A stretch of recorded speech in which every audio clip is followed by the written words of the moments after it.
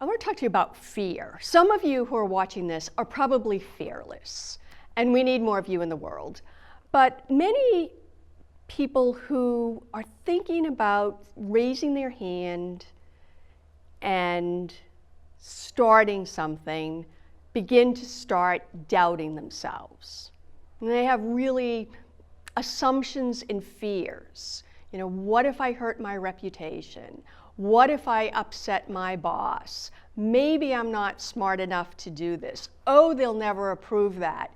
And we start this self-talk that stops us from starting.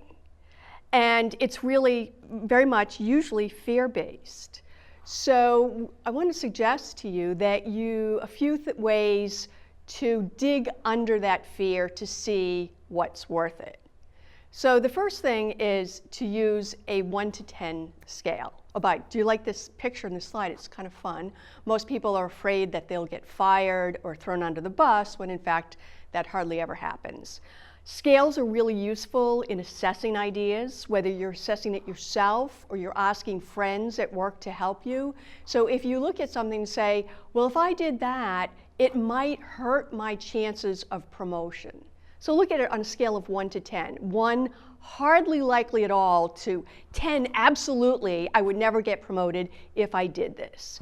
And start to list your fears and then rate them to see how real they are. Or perhaps ask your friends at work. Some of them you might even ask your boss. I'm concerned about this. So rating is very helpful and helps you bring a rational mind to those sort of irrational fears. The other thing to do is to really ask yourself, what are the risks if I don't speak up? What happens if I don't do this? So often we think we immediately go to all the bad things that will happen, you know, if we do this, or all the risks. But there are risks that if we don't do this, perhaps no one will stand up. I was in taking a class, and it was a big room of 800 people.